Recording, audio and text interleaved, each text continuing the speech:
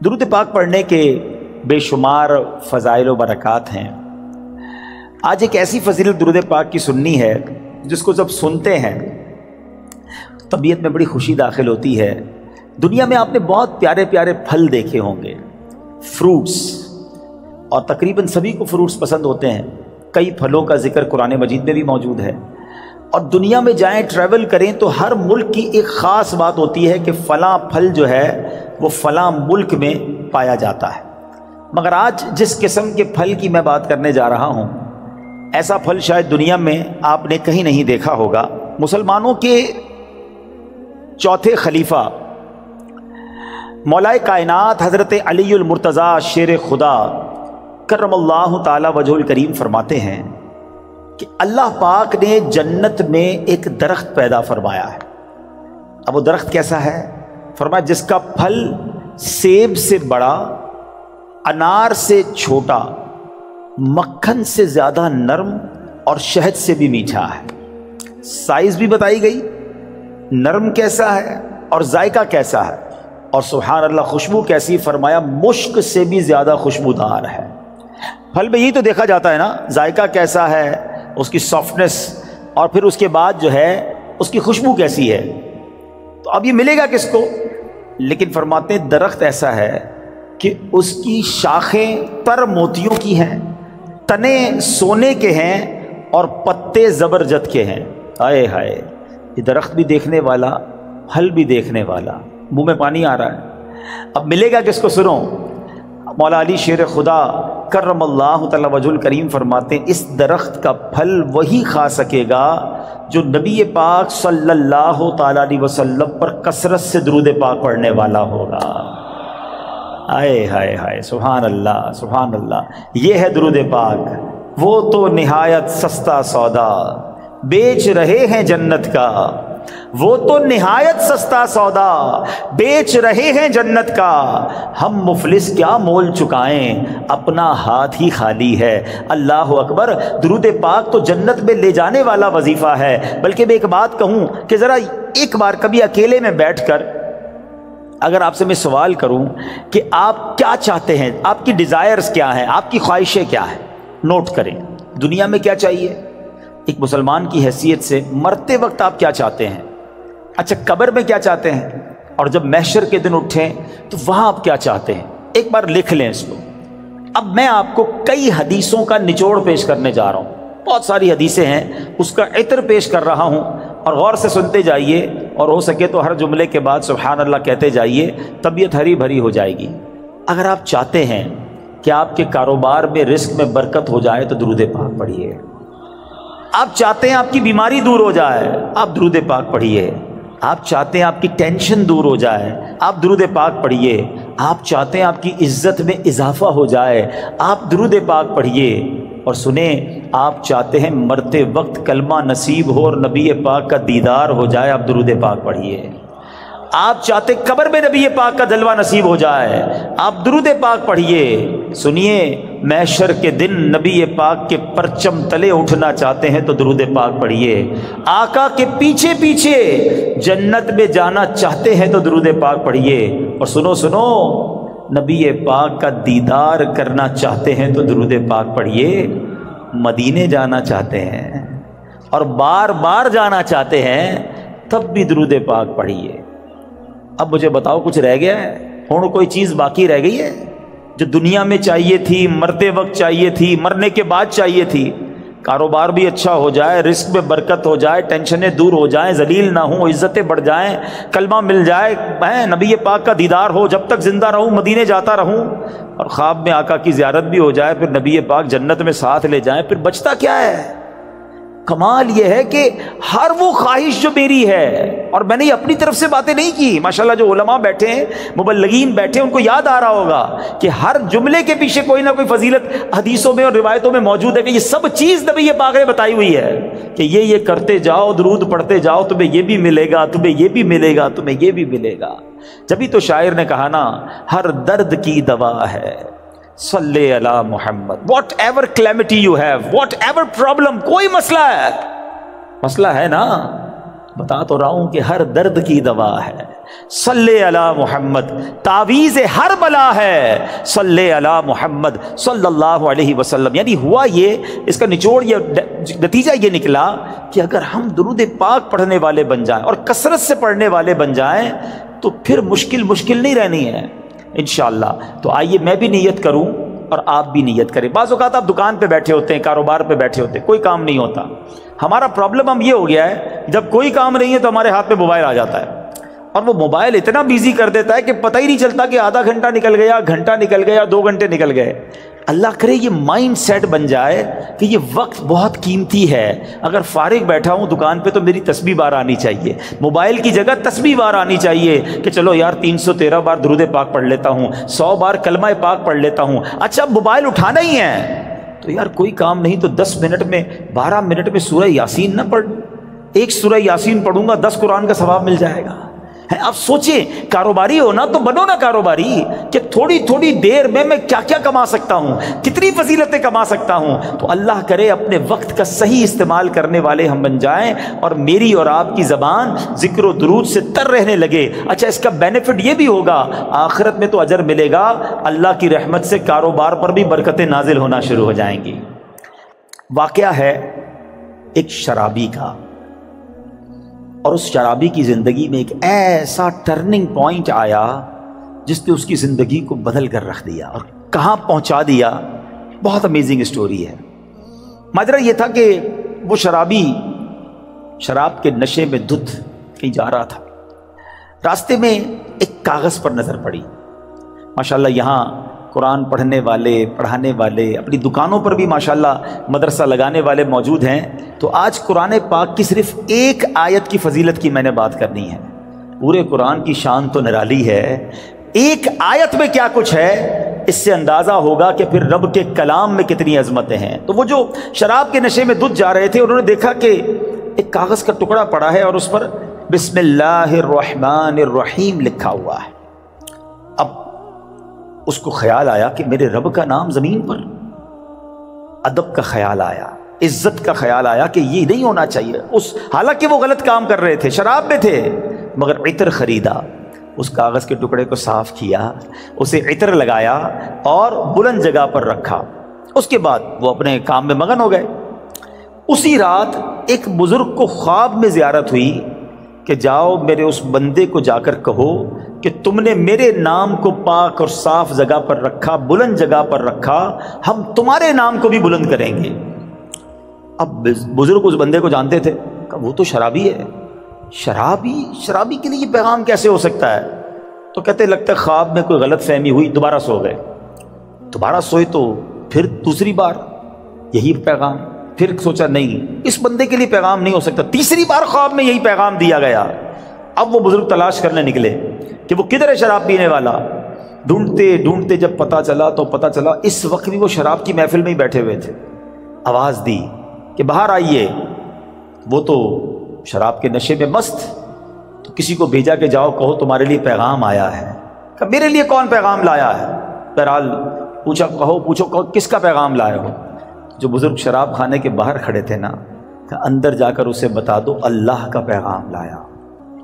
اب جب یہ سننا تھا تو جھرجھری سی آ گئی، کھڑے ہوئے باہر آئے، اور جب یہ بات بزرگ نے بتائی کہ مجھے تو نہیں پتا تم نے کیا کیا ہے، 3 بار خواب میں مجھے یہ کہا گیا ہے کہ تمہیں بتا دوں، تم نے رب کے نام کو جو تعظیم کی ہے، بسم اللہ الرحمن الرحیم کو معطر کیا، اسے بلند جگہ پر رکھا ہے، مجھے یہ پیغام ملا ہے کہ تمہیں بھی تمہارے نام کو بلندی دی جائے گی، تمہیں عزت اور مرتبہ دیا جائے گا۔ جب یہ سنا کہ میں شراب کے نشے میں دھت اور میرا رب مجھ پہ اتنا مہربان، اس بندے نے توبہ کی، اللہ سے معافی مانگی اور عبادتوں میں لگ گئے۔ اے میرے پیارے اسلامی بھائیوں، یہ انقلاب جو شراب کے نشے میں دھت شخصیت کو اللہ کا ولی بنا گیا، یہ کون تھے؟ یہ کوئی اور نہیں، حضرت بشر حافی رحمت اللہ تعالی علیہ تھے۔ یہ زمانے کے ولی بنے، حافی کہتے ہیں ننگے پیر رہنے والے کو۔ آپ معرفت الہی اور اللہ کی یاد میں اتنے گم رہنے لگے کہ آپ چپل ہی نہیں پہنتے تھے، اور کتابوں میں لکھا کہ جب تک حضرت بشر حافی اس شہر میں رہے کوئی بھی چوپایا جو ہے نا راستے میں گندگی نہیں کرتا تھا، اس ادب کے ساتھ کہ کہیں بشر حافی کے پیر گندے نہ ہو جائیں۔ اور کتابوں میں آتا ہے کہ ایک بار کسی نے دیکھا کہ چوپائے نے گندگی کر دی ہے تو اس کے مالک نے سمجھ لیا کہ ہو نہ ہو بشر حافی کا انتقال ہو گیا ہے، اور جب معلوم کیا گیا تو ایسا ہی تھا کہ جب وہ زمانے سے وہ دنیا سے چلے گئے پھر چوپایوں نے راستے کے اندر گندگی کرنا شروع کی۔ یعنی جو اللہ کا ادب کرتا ہے، اللہ کے نام کی تعظیم کرتا ہے، اللہ کی مخلوق جو ہے وہ اس کی تعظیم کرنے لگ جاتی ہے۔ سبحان اللہ۔ تو اے میرے پیارے اسلامی بھائیوں، ادب جو ہے نا وہ بڑی کمال کی شے ہے۔ داتا حضور کی کشف المحجوب پڑھیں تو اس شاندار انداز سے آپ ادب کا درس دیتے ہیں۔ اور یاد رکھیے اسلام میں ادب کا جو ہے نا بہت زیادہ درس ہے۔ آپ سنیے گا، کشف المحجوب شریف کا ایک باب ہے جس کا نام ہے کشف حجاب، یعنی آداب کا بیان۔ اس باب میں داتا گنج بخش علی حجویری رحمۃ اللہ تعالی علیہ نے بنیادی طور پر 3 چیزیں ذکر فرمائیں۔ نمبر 1 ادب کسے کہتے ہیں، نمبر 2 ادب کی قسمیں کتنی ہیں، اس کی کیٹیگریز کیا کیا ہیں، اور نمبر 3 مختلف آداب زندگی اس میں بیان کیے گئے۔ اور سبحان اللہ، داتا گنج بخش جو ہے ادب کی اہمیت بیان کرتے ہوئے فرماتے ہیں کہ ہر شخص کے لیے اس کے مقام کے مطابق علیحدہ آداب ہیں۔ مروت، سنت اور عزت کی حفاظت ادب ہی کے ذریعے ہوتی ہے۔ اور پھر آپ نے قرآن پاک کی آیت جو ہمیں درس دیتی ہے آپ نے وہاں پر تحریر فرمائی۔ سبحان اللہ، اللہ قرآن میں کیا فرماتا ہے، یا ایھا الذین آمنوا قوا انفسکم واہلیکم نارا وقودھا الناس والحجارہ۔ اللہ قرآن میں فرماتا ہے اے ایمان والو اپنی جانوں اور اپنے گھر والوں کو اس آگ سے بچاؤ جس کے ایندھن آدمی اور پتھر ہیں۔ اب بچانے کا طریقہ کیا ہے؟ صحابی رسول سلطان المفسرین حضرت عبداللہ ابن عباس رضی اللہ تعالیٰ عنہ اس آیت کریمہ کی تفسیر میں فرماتے ہیں ای فقہوہم وادبوہم، یعنی اے ایمان والو تم پر لازم ہے کہ خود کو بھی اور اپنے اہل خانہ یعنی اپنی فیملی کو بھی جہنم کی آگ سے بچاؤ۔ مگر یہ ہوگا کیسے؟ تم کس طرح خود کو اور اہل خانہ کو آگ سے بچا سکتے ہو؟ اس کا طریقہ یہ ہے فقہوہم، خود بھی علم دین سیکھو، دین کی علم حاصل کرو، اپنی فیملی کو اپنے بچوں کو بھی دین کی سمجھ عطا کرو۔ ادبوہم، خود بھی ادب یعنی مینر سیکھو اور اپنی فیملی کو اپنے بچوں کو بھی آداب سکھاؤ، اور یہ ہے طریقہ جہنم کی آگ سے بچنے کا۔ تو پتہ چلا کہ ادب کا کتنا بڑا مقام ہے۔ مسلمانوں کی پیاری امی جان حضرت عائشہ صدیقہ طیبہ طاہرہ رضی اللہ تعالی عنہا سے روایت ہے، اللہ پاک کے آخری نبی مکی مدنی رسول ہاشمی صلی اللہ تعالی علیہ وسلم نے فرمایا بچے کا اپنے باپ پر حق ہے کہ وہ اس کا اچھا نام رکھے اور اچھے آداب سکھائے۔ بادب بانصیب، ہمیشہ یاد رکھیں، بادب بانصیب اور بے ادب بد نصیب۔ اور مفسرین کرام سبحان اللہ ہماری تربیت فرماتے ہیں کہ اللہ پاک نے حضرت موسیٰ علیہ السلام جب کوہ طور پر آئے تھے، حاضر ہوئے تھے، تو کیا فرمایا؟ اللہ نے قرآن میں حضرت موسیٰ سے کیا فرمایا؟ بے شک میں تیرا رب ہوں تو تو اپنے جوتے اتار ڈال، بے شک تو پاک جنگل طوا میں ہے۔ اس کی تفسیر میں مفسرین نے لکھا کہ اللہ پاک نے جو حضرت موسیٰ علیہ السلام کو جوتے اتارنے کا حکم دیا، اس کی وجہ یہ تھی کہ بادشاہوں کے دربار میں جوتے اتار کر حاضر ہونا یہ ادب کا انداز ہے، اور خدا تو احکم الحاکمین ہے۔ تو حضرت موسیٰ اللہ کی بارگاہ میں وادی طوا میں جا رہے ہیں، لہٰذا حکم ہوا کہ اے موسیٰ اپنے رب کریم اور اس بابرکت وادی کے ادب میں نالین شریف اتار دیجئے۔ تو پتہ چلا ادب کا درس اللہ کریم کی طرف سے قرآن پاک میں جا بجا موجود ہے۔ اور سنیے حضرت جلال بصری رحمۃ اللہ تعالی فرماتے ہیں ایمان کا تقاضا یہ ہے کہ بندہ شریعت پر عمل کرے، لہذا جو شریعت نہیں جانتا وہ کامل ایمان والا نہیں، اور شریعت ادب سکھاتی ہے، تو جو ادب نہیں جانتا حضرت امام عشق و محبت کیا فرماتے ہیں؟ لا دین لمن لا ادب لا، حضرت کہتے ہیں اس کا دین ہی نہیں ہے جس میں ادب نہیں ہے۔ تو یاد رکھیے با ادب با نصیب، بے ادب بد نصیب۔ اچھا پھر پرابلم یہ ہے ادب جو ہے نا وہ صحبت سے بھی آتا ہے۔ बाअदब लोगों के साथ आप बैठें, आपको उनको बुजुर्गों में अदब करना नजर आएगा। औलिया की अदब की बात करेंगे, जब सहाबा और अहले बैत की बात करेंगे तो जबान से बड़े अदब वाले अल्फाज निकलेंगे। मगर आज प्रॉब्लम यह है कि बेअदबों से दोस्ती, बेअदबों की बातें सुनते सुनते जबान भी बेअदब हो जाती है। तो ऐ मेरे प्यारे इस्लामी भाइयों, आज सैयदी आला हजरत का ये पैगाम ले जाओ, ला दीन लिमन ला अदब ला। उसका दीन ही कंप्लीट नहीं होता है जिसके अंदर अदब नहीं होता है। और यही दर्स दाता हुजूर दाता गंजबख्श अली हजवेरी रहमतुल्लाहि ताला अलैह का है। हम सब ने ये नीयत करनी है कि हमें सोहबत भी इख्तियार करनी है, माहौल भी इख्तियार करना है, दोस्ती भी करनी है तो अदब वालों के साथ करनी है, इश्क वालों के साथ करनी है, जो औलिया का अदब करें, जो सहाबा का अदब करें, जो अहले बैत का अदब करें, जो अंबिया का अदब करें, और जो हमारे आका जनाब रसूलुल्लाह सल्लल्लाहु ताला अलैहि वसल्लम का दिलो जान से अदब करें। तो बहरहाल इस एक वाक़ये में जहां अदब का दर्स मिला, हजरत बिश्र हाफी को मकाम कैसे मिल गया? बज़ाहिर कौन सी नमाज थी, कौन सा सजदा था, कौन सा सदका था? अदब ने जमाने का वली बना दिया। और बेअदबी जो है ना, वो बंदे को तख्त से तख्ते पर ले आती है, सब बर्बाद हो जाता है। इब्लीस शैतान इबादत गुजार था ना, मुअल्लिमुल मलकूत था, फरिश्तों का उस्ताद था, जन्नत का खजानची था। बेअदबी की ना, हजरत आदम अलैहिस्सलाम को सजदा नहीं किया, बल्कि बड़े जिसको कहना कि तकब्बुराना अंदाज में कहा कि मैं क्यों सजदा करूं, अना खैरुम मिन, अल्लाह मैं इससे बेहतर हूं, खलक़तनी मिन नार व खलक़तहू मिन तीन, तूने मुझे नार से आग से बनाया, इनको मिट्टी से बनाया है। बेअदबी, एक बेअदबी ने अज़ाज़ील को, फरिश्तों के उस्ताद को इब्लीस बना दिया, मरदूद करार दे दिया गया। आज मैं और आप सोचें कि अगर हमारी ज़बान में अदब नहीं है, हमारे अंदाज में अदब नहीं है, तो हम कहीं मारे ना जाएं। और अदब की तालीम हमें अपने बच्चों को देनी है, अपनी फैमिली को देनी है। तो एक पहला दर्स आज के बयान से अदब का लेके जाना है। और सुभान अल्लाह, ए अहले सुन्नत वालों, तुम्हें मुबारक हो, तुम्हें कमाल का मसलक और कमाल की कहते हैं ना मनहज मिला है, खूबसूरत रास्ता मिला है, दीन का क्या खूबसूरत हिस्सा मिला है कि जब भी आप आशिकाने अहले बैत से, अहले सुन्नत वालों से मिलते हैं ना, सुभान अल्लाह, वो सहाबा से भी प्यार करते नजर आएंगे, वो अहले बैत से भी प्यार करते नजर आएंगे, वो औलिया से भी मोहब्बत की बात करेंगे। कुछ लोग किसी के पास जाओ सहाबा की बात करते हैं, अहले बैत की बात नहीं करते, कुछ अहले बैत की बात करें तो सहाबा की बात नहीं करते। अहले सुन्नत वालों, तुम्हारा बेड़ा पार है। और क्यों ना इन हस्तियों से हम प्यार करें, क्योंकि ये रास्ता तो नबी पाक ने हमें दिखाया है। सुभान अल्लाह, मेरे आका नबी पाक अलैहिस्सलाम अपने सहाबा के बारे में क्या फरमाते हैं? फरमाते अस्हाबी कन नुजूम फबिअय्यिहिम इक्तदैतुम इह्तदैतुम, मेरे सहाबा सितारों की मानिंद हैं, लाइक स्टार्स, किसी की भी पैरवी कर लो तुम हिदायत पा जाओगे। सहाबा को सितारे कहा, और सुभान अल्लाह अपनी आल को क्या फरमाया? एक हदीस का मजमून है, मेरे आका फरमाते मेरी आल मेरी उम्मत के लिए कश्ती नूह की मानिंद है, जो इसमें सवार हो गया उसका बेड़ा पार लग जाएगा। तो ये तो दोनों हमारे लिए ज़रूरी है ना, हमारी दोनों आंखें हैं। सहाबा भी दिलो जान से हमें प्यार है, अहले बैत पे जान कुर्बान है। तो सुभान अल्लाह, बरेली के ताजदार इमाम इश्क व मोहब्बत ने अहले सुन्नत का ये अकीदा किस शान से और किस प्यारे अंदाज में बयान किया, और इन दोनों हदीसों का इत्र अता कर दिया।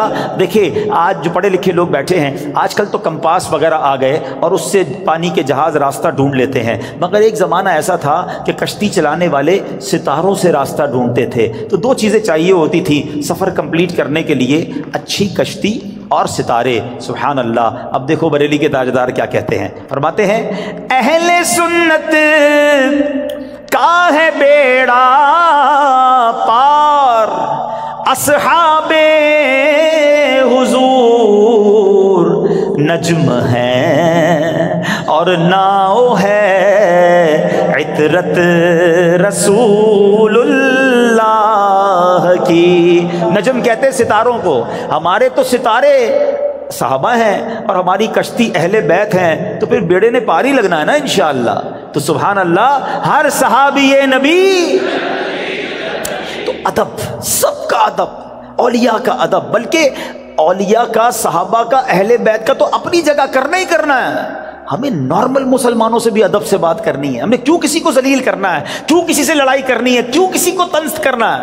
एक बात याद रखिएगा, अल्लाह करीम ने अपने औलिया को अपने बंदों में छुपा कर रखा है। ہمیں نہیں پتا کون اللہ کا ولی. ہو سکتا ہے یہاں کوئی رب کے ایک نہیں ایک سے زیادہ ولی بیٹھے ہو. اچھا علماء یہ بھی بتاتے ہیں کہ اس بندے کو بھی نہیں پتا ہوتا کہ وہ ولایت کی منزل میں پہنچ چکا ہے. اللہ جسے چاہے اپنا ولی بنا لے. تو اب ہم اللہ کے کسی ولی سے لڑ رہے ہیں, اس کو ڈانٹ رہے ہیں, اس کو جھڑک رہے ہیں, اس کو ذلیل کر رہے ہیں کیونکہ میرا ملازم ہے, کیونکہ وہ غریب ہے, اس لیے نہیں. اگر وہ رب کا ولی ہے, ویسے تو عام مومن کو بھی تنگ نہیں کر سکتے, لیکن ولایت کی بات دیکھیں. جتنا چھوٹا سا میرا مطالعہ ہے, علماء بھی بیٹھے ہیں, اب تک جو میں نے پڑھا ہے 2 ہی باتوں میں نے یہ پڑھا ہے کہ جہاں اللہ سے جنگ کرنے کی بات کی گئی ہے, اور یہ کتنی خطرناک بات ہے. نمبر 1, سود کا کام کرنے والا. اے میرے تاجران بھائیوں, کبھی بھی سود نہ لینا نہ دینا, سود کا کاروبار مت کرنا, اس کے قریب مت جانا, کیونکہ اس کے بارے میں نبی پاک نے جو فرمایا, حدیث پاک کا مضمون ہے, وہ ایسا ہے جیسا اس نے رب سے جنگ کیا. اللہ سے جنگ, یار اللہ سے جنگ کر کے کوئی جیت سکتا ہے؟ برباد ہی ہوگا نا, تباہ و برباد ہو جائے گا. ہم نے سود کا کام کرنے والوں کو اینڈ آف دا ڈے برباد ہوتے ہی دیکھا ہے. اور جو دوسری روایت نظروں سے گزری ہے نا, فرمایا جس نے اللہ کے ولی سے دشمنی کی وہ ایسا ہے جیسے اس نے رب سے جنگ کا اعلان کر دیا, یا اللہ اس سے اعلان جنگ فرماتا ہے. اب سوچ لو, اگر کسی ولی سے ہی دشمنی ہو گئی, اللہ کے کسی بندے سے دشمنی لے کے بیٹھے ہیں, لڑائی کر رہے ہیں, تنگ کر رہے ہیں, اور کیا پتا وہ اللہ کی بارگاہ میں کیا مرتبہ رکھتا. ادب, پیار, محبت, درگزر. کوئی غریب بھی ہے تو ہمیں نہیں پتا اللہ کی بارگاہ میں اس کا کیا مرتبہ ہے. بلکہ احادیث میں تو یہ مضمون نبی پاک نے سمجھے صراحت کر دی اور ڈیفائن کر دیا, کہ جس کا مضمون یہ کہ کچھ لوگ ایسے ہوتے ہیں جن کے بال بکھرے ہوتے ہیں, پرا گندا بال, میلے کچیلے کپڑے, محفل میں کوئی انہیں بلاتا نہیں ہے, نہ آئے تو کوئی نوٹس بھی نہیں کرتا, مگر اللہ کی بارگاہ میں ان کا یہ مرتبہ ہوتا ہے کہ اگر وہ قسم اٹھا لیں تو رب وہ قسم پوری فرما دیتا ہے. اب سوچیں, ایسے تو بہت سارے لوگ ہمارے قریب بیٹھے ہوتے ہیں. اچھا بعض اوقات قریب آتا تو بٹھاتا بھی کوئی نہیں انہیں. نہ کیا کرو ایسا. ہو سکتا ہے کہ میری مشکلیں, میری پریشانیاں, ہماری ڈیفیکلٹیز, ہمارا کاروبار نہ چلنا, گھر کی بیماریاں, اس کی وجہ یہ ہو کہ میں کسی اللہ کے ولی کو تنگ کر بیٹھا ہوں, بے ادبی کر بیٹھا ہوں. اپنی زبان میں نرمی لائے نا. کسی بڑے اس کو نا سمجھدار آدمی نے ایک بات کہی ہے کہ میٹھا کھانے سے شوگر ہوتی ہے, میٹھا بولنے سے شوگر نہیں ہوتی. میٹھا بولنا شروع کر دو نا یار, میٹھا بولنا ہی چھوڑ دیا ہم نے. میٹھے بول اپنائیں, سب کے ساتھ پیار سے بات کریں. کچھ لوگوں کا انداز ہی بڑا روب والا ہوتا ہے, اور پھر کیا ہوتا ہے, کہتے ہیں نا زبان میں ہڈی ہوتی نہیں مگر کئی ہڈیاں توڑوا دیتی ہے. زبان میں تلوار نہیں مگر خون بہا دیتی ہے. کسی کی تلوار کا وار جو ہونا اس کا زخم بھر جاتا ہے, مگر زبان کا زخم نہیں بھرتا ہے. تو زبان کا اچھا استعمال, ادب. آج یہ درس لے کے جاؤ کہ انشاءاللہ. اچھا اب ادب کیسے ملے گا؟ با ادب لوگوں کے ساتھ بیٹھ کر ملے گا. تو الحمدللہ دعوت اسلامی کا ماحول جہاں آپ کو ادب ہی سکھایا جاتا ہے. بچوں سے بھی شفقت کرنی ہے, بڑوں سے بھی پیار سے بات کرنی ہے, بزرگوں سے کیسے بات کرنی ہے, اولیاء, صحابہ, اہل بیت, ازواج مطہرات, امہات المومنین, ادبی کی بات آپ کو ملے گی. بے ادبی کا اسٹائل ہے ہی نہیں. تو یہاں رہو, انشاءاللہ با ادب بن جائیں گے. ہم اللہ سے دعا کرتے ہیں, نبی پاک کی بارگاہ میں التجا کرتے ہیں کہ حضور ہمیں اپنے با ادب غلاموں میں ہی شامل رکھیے گا.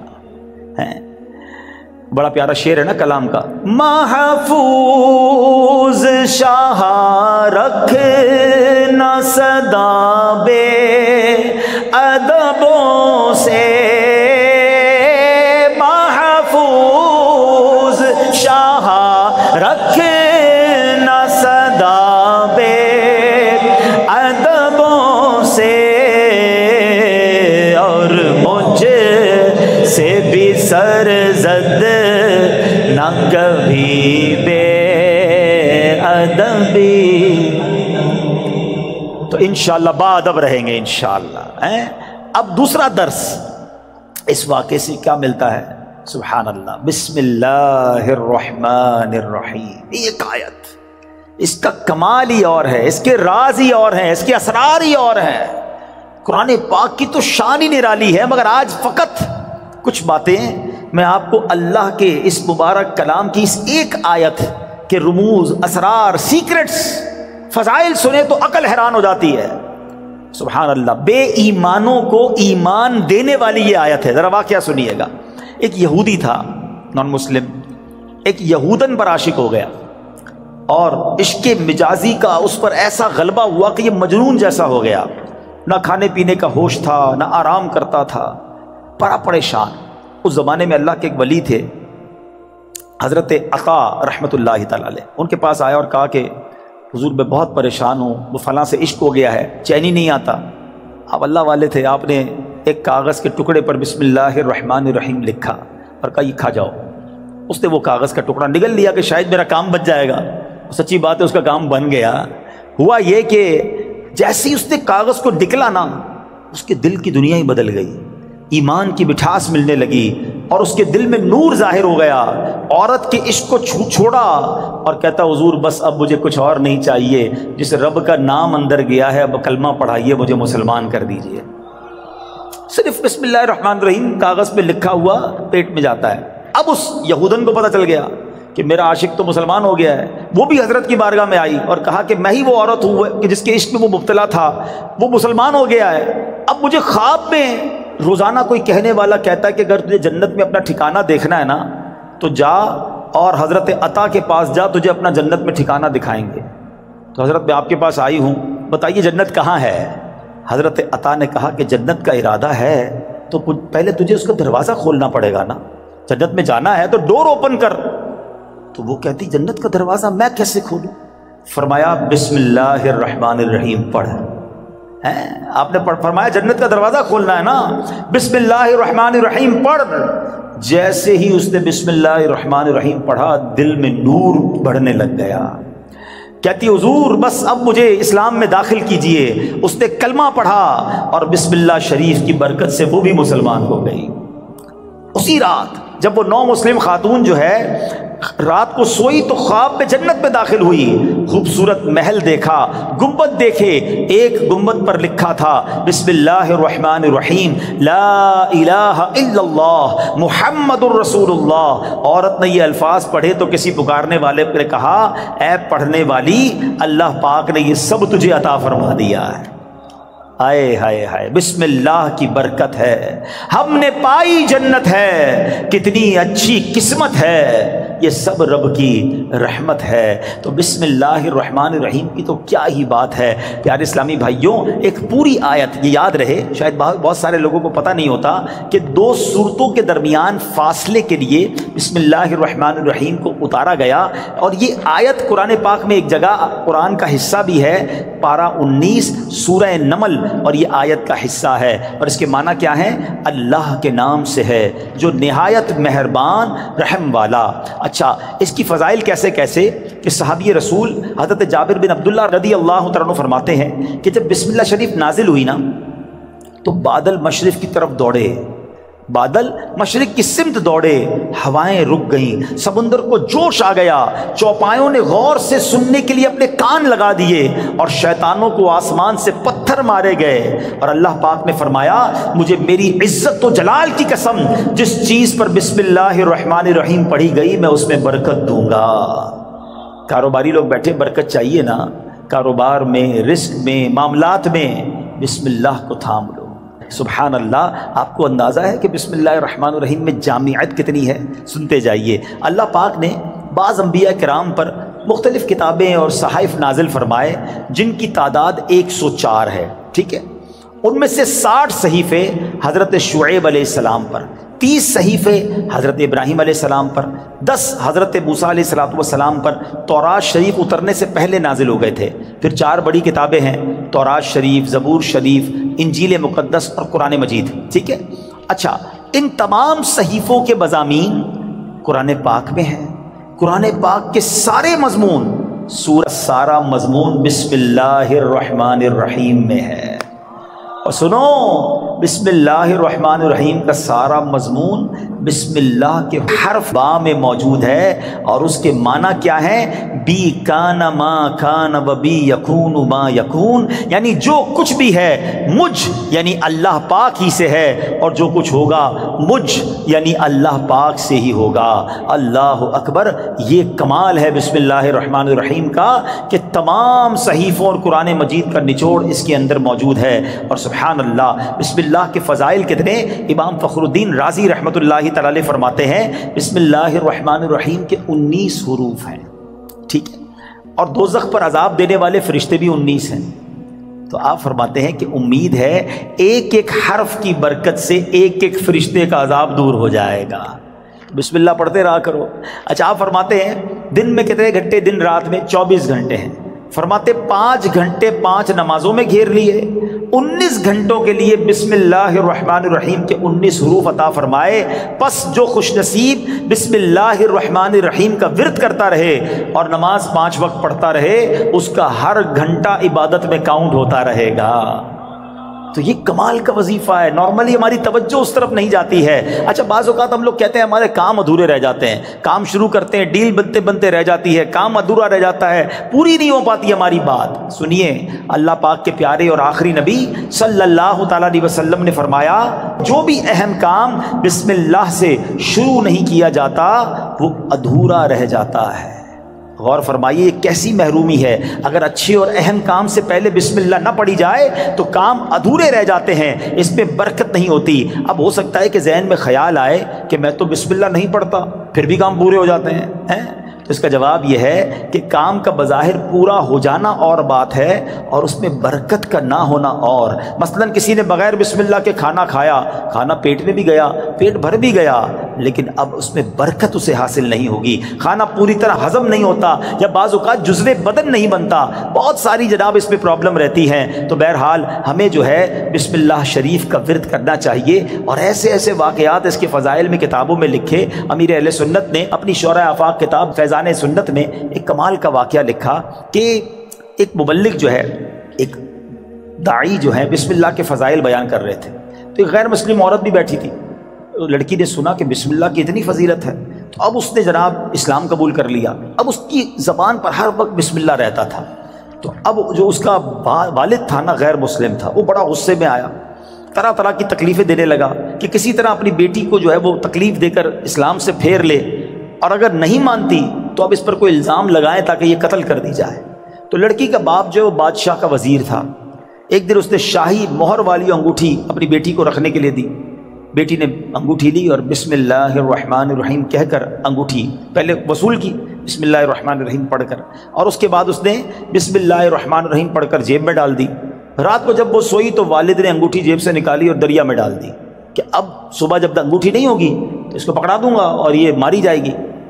تو اب جیسے ہی وہ انگوٹھی دریا میں ڈالی، اللہ کا کرنا ایسا ہوا کسی مچھلی نے وہ انگوٹھی کو نگل لیا۔ صبح کو ایک شکاری نے جال ڈالا، اتفاق سے وہی مچھلی جال میں آ گئی۔ اس نے لا کر وہی مچھیرے نے اسی وزیر کو وہ مچھلی لا کے تحفے میں دی۔ وہ وزیر جو ہے اپنی بیٹی کو مچھلی دیتا ہے کہ بیٹی اس کو پکاؤ، تو بیٹی نے بسم اللہ الرحمن الرحیم پڑھ کر جو ہے وہ مچھلی کو کھولا، اس کو چاک کیا، اندر وہی انگوٹھی موجود تھی۔ پھر بسم اللہ پڑھی اور انگوٹھی اپنے پاس رکھ لی۔ والد صاحب نے ناشتے کے بعد کہا بیٹی وہ انگوٹھی کدھر ہے؟ بسم اللہ پڑھ کر وہ انگوٹھی واپس کر دی کہ یہ انگوٹھی واپس آ گئی۔ اللہ اکبر! اب باپ حیران کہ یہ کیسے ہوا؟ تو اس نے کہا میں نے تو کوئی بھی کام جو بھی کیا اللہ کے نام سے شروع کرتی گئی، رب نے مشکل سے نکال دیا۔ ہمارا پرابلم یہی ہے، ہم بہت ساری فضول باتیں کرتے ہیں، اللہ کا ذکر نہیں کرتے، اللہ کا نام نہیں لیتے۔ اپنے ہر جائز کام سے پہلے بس عادت بنا لو بسم اللہ الرحمن الرحیم، بسم اللہ الرحمن الرحیم، پھر آپ اس کی انشاءاللہ برکتیں دیکھیں گے۔ سبحان اللہ! یہ جو کھانا کھاتے ہیں نا، اس کے بارے میں آتا ہے کہ کھانے سے پہلے پیارے آقا علیہ الصلوۃ والسلام فرماتے ہیں کہ جس کھانے پر بسم اللہ نہ پڑھی جائے وہ کھانا شیطان کے لیے حلال ہو جاتا ہے، یعنی بسم اللہ نہ پڑھنے کی صورت میں شیطان اس کھانے میں شریک ہو جاتا ہے۔ ایک بار کیا ہوا کہ حضرت ابو ایوب انصاری فرماتے ہیں کہ ہم نبی پاک کے ساتھ حاضر تھے، کھانا پیش کیا گیا، ابتدا میں بڑی برکت ہو رہی تھی کھانے میں، اور تھوڑی دیر ہوئی تو بڑی بے برکتی شروع ہو گئی۔ تو ہم نے عرض کی یا رسول اللہ صلی اللہ تعالیٰ علیہ وسلم ایسا کیوں ہوا؟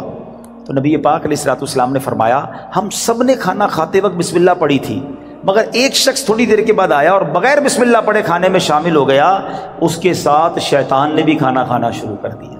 تو کھانے کی بے برکتی بھی بغیر بسم اللہ کے ہوتی ہے۔ اچھا پھر بی بی عائشہ صدیقہ فرماتی ہیں کہ جب کوئی شخص کھانا کھائے تو اللہ پاک کا نام لے، یعنی بسم اللہ پڑھے، اور اگر نہیں پڑھ سکا، شروع میں پڑھنا بھول گیا، تو پھر یوں کہے بسم اللہ اولہ و آخرہ، تو انشاءاللہ اس کی برکت سے وہ جو بے برکتی والا معاملہ ہے وہ بھی دور ہو جائے گا۔ اچھا اب وہی والی بات کہ حفاظت کیسے ہوتی ہے بسم اللہ سے۔ ایک مرتبہ صحابی رسول حضرت خالد بن ولید رضی اللہ تعالیٰ کچھ مجوسی آئے آتش پرست، کہا ہمیں ایسی کوئی نشانی بتائیں، اگر آپ اسلام سچا مذہب ہے تو کوئی ایسی نشانی بتائیں کہ ہم اسلام کی حقانیت کو مان لیں۔ تو حضرت خالد بن ولید نے زہر قاتل منگوایا اور بسم اللہ الرحمن الرحیم پڑھ کر اسے پی لیا۔ بسم اللہ کی برکت سے آپ پر اس زہر نے اثر نہیں کیا۔ یہ منظر دیکھ کر وہ آگ کی پوجا کرنے والے پکار اٹھے کہ سبحان اللہ، دین اسلام حق ہے، اللہ اکبر۔ وہ یقین تھا نا، اللہ کے ولی صحابی رسول ہیں، بسم اللہ پڑھ کر زہر پی لیا کہ اللہ کے نام سے پی رہا ہوں تو رب حفاظت کرے گا۔ وہ توکل کا لیول تھا کہ زہر نے اثر نہیں کیا۔ تو اے میرے پیارے اسلامی بھائیوں، یہ شان ہے بسم اللہ کی۔ اچھا، صرف کھانے پینے سے پہلے نہیں، ہر کام سے پہلے بسم اللہ پڑھیں۔ اب آپ وضو کر رہے ہیں نا، دیکھیں کتنے ثواب ملٹی پلائی ہو جاتا ہے۔ حضرت ابو ہریرہ رضی اللہ تعالیٰ عنہ راوی ہیں، اور نبی پاک صلی اللہ تعالیٰ علیہ وسلم نے فرمایا، اے ابو ہریرہ، جب تم وضو کرو تو بسم اللہ والحمدللہ پڑھ لیا کرو۔ جب تک تمہارا وضو باقی رہے گا اس وقت تک فرشتے تمہارے نامہ اعمال میں نیکیاں لکھتے رہیں گے۔ ہم تو وضو کرتے ہیں، نماز پڑھ لیتے ہیں، لیکن جتنی دیر وضو رہے گا پڑھنا کیا ہے؟ ذرا دوہرا بھی لے میرے ساتھ، بسم اللہ والحمدللہ، بسم اللہ والحمدللہ، بسم اللہ والحمدللہ۔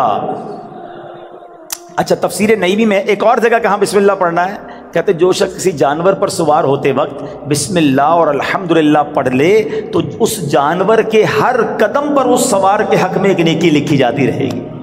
آپ جانور پر سواری نہیں کرتے، گاڑی میں بیٹھتے ہوئے پڑھ لیں بسم اللہ اور الحمدللہ، پھر پوری دعا بھی پڑھ لیں سبحان الذی سخر لنا، اگر وہ یاد ہے، نہیں تو کم از کم بسم اللہ اور الحمدللہ ضرور پڑھ لے۔ اسی طرح جو کشتی میں سوار ہوتے وقت بسم اللہ اور الحمدللہ پڑھ لے، جب تک وہ اس میں سوار رہے گا اس کے لیے نیکیاں لکھی جاتی رہیں گی۔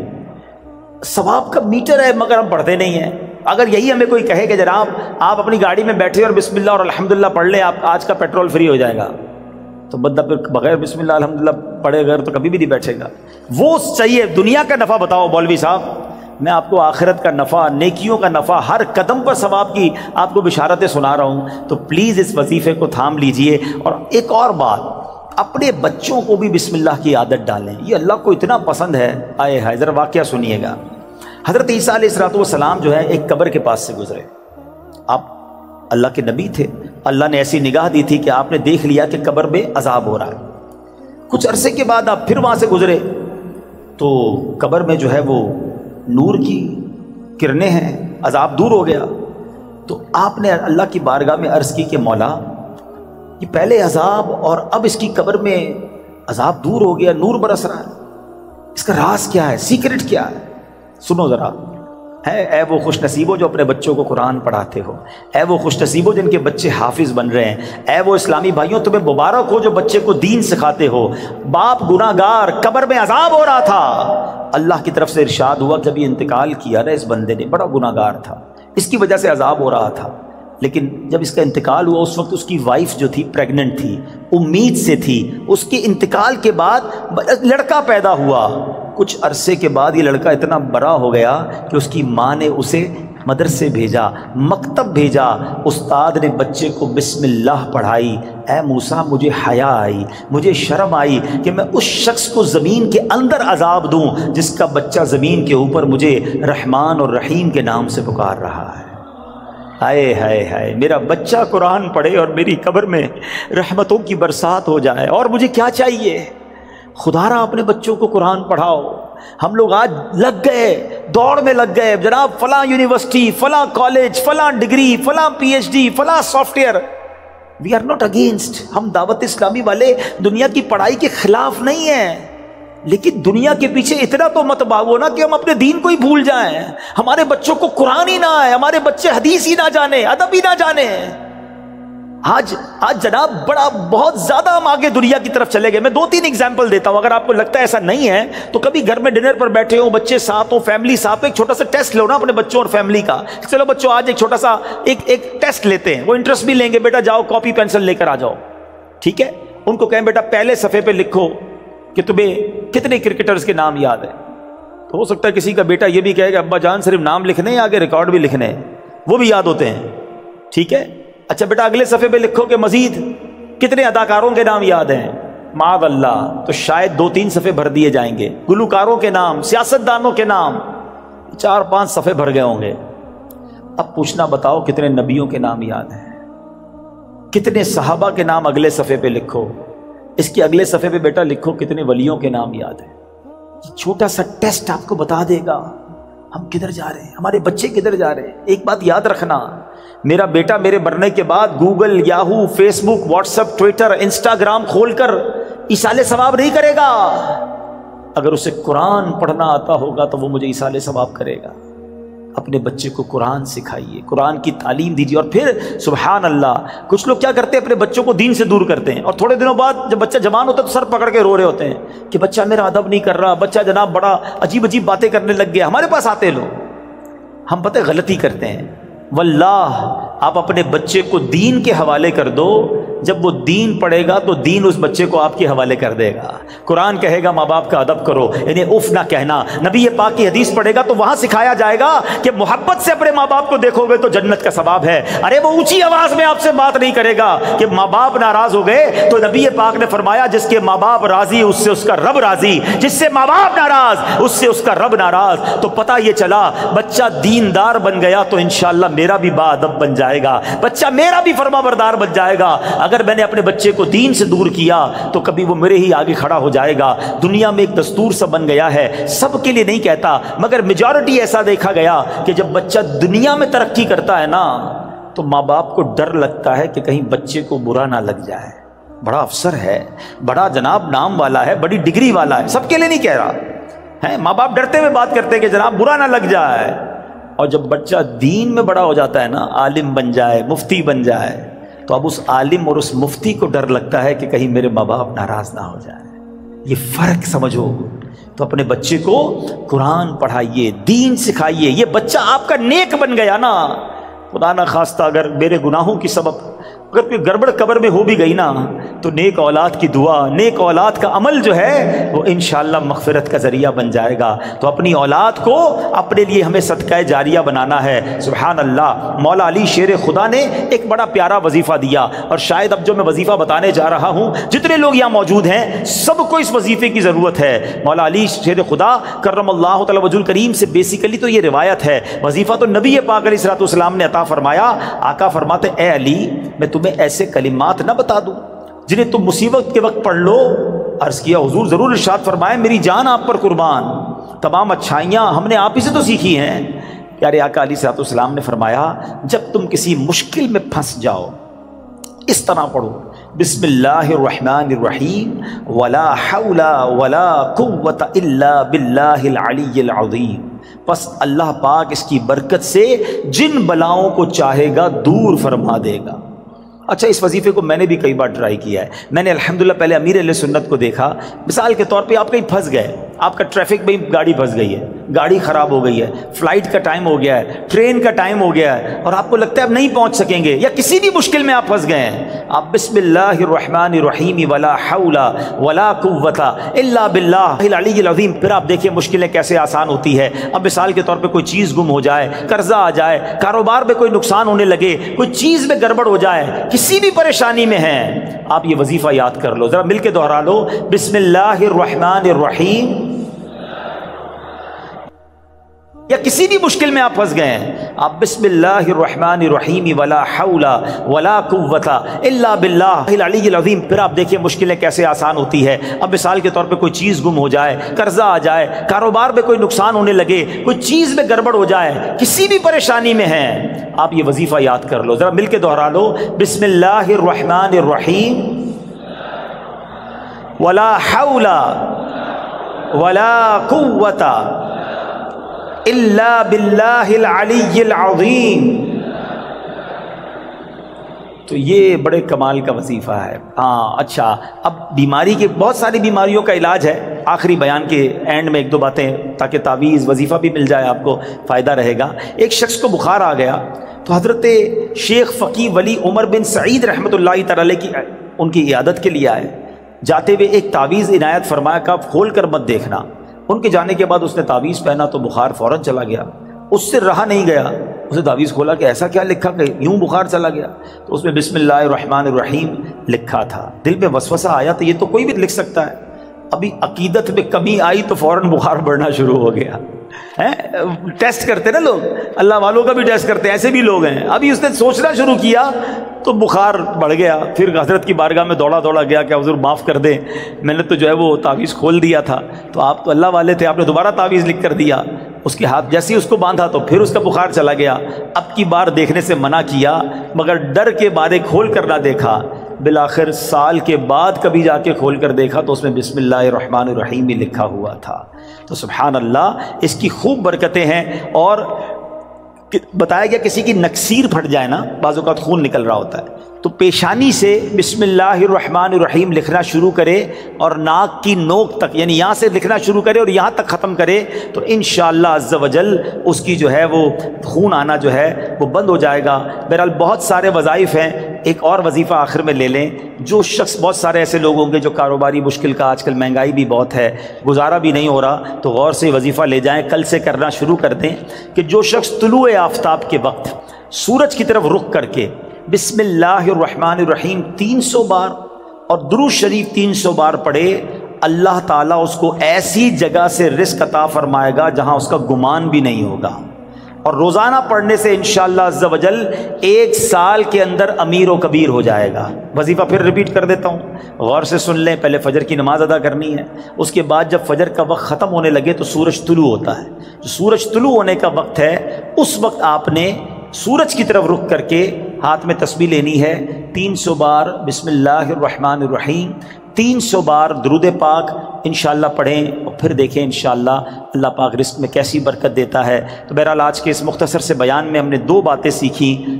با ادب رہنا ہے، با ادب لوگوں کی صحبت اپنانی ہے، اور اللہ کے نام کا ذکر کرتے رہنا ہے۔ بسم اللہ الرحمن الرحیم ہر کام، نیک اور جائز کام شروع کرنے سے پہلے پڑھنا ہے، پھر دیکھیں اس کی کیسی برکتیں ملتی ہیں۔ اب سوچو بسم اللہ الرحمن الرحیم میں اتنی برکت ہے تو پورے قرآن کا کیا عالم ہوگا۔ مبارک ہو انہیں جو قرآن پاک پڑھنے والے ہیں، پڑھانے والے ہیں۔ آپ کو ایک اور فضیلت سنا دوں جو مدرسۃ المدینہ بالغان والے ہیں، آئے ہائے، حضرت عثمان غنی رضی اللہ تعالیٰ عنہ، اور آپ فرماتے ہیں خیرکم من تعلم القرآن وعلمہ، تم میں بہترین وہ ہے جو قرآن سیکھے اور دوسروں کو سکھائے۔ اے پڑھانے والوں تمہیں بھی مبارک ہو، اور اے پڑھنے والوں تمہیں بھی مبارک ہو جو بہترین لوگوں میں سے ہیں۔ اللہ عمل کی توفیق عطا فرمائے۔ صلو علی الحبیب صلی اللہ تعالی علی محمد صلی اللہ علیہ وسلم۔ ویڈیو دیکھنے کا شکریہ۔ اگر آپ چینل پر نئے ہیں تو سبسکرائب کر لیں، اور ساتھ ہی ساتھ بیل آئیکن پر بھی کلک کر دیں تاکہ یوٹیوب ہماری ہر ویڈیو کا نوٹیفیکیشن سب سے پہلے آپ کو بھیج دے۔ جزاک اللہ۔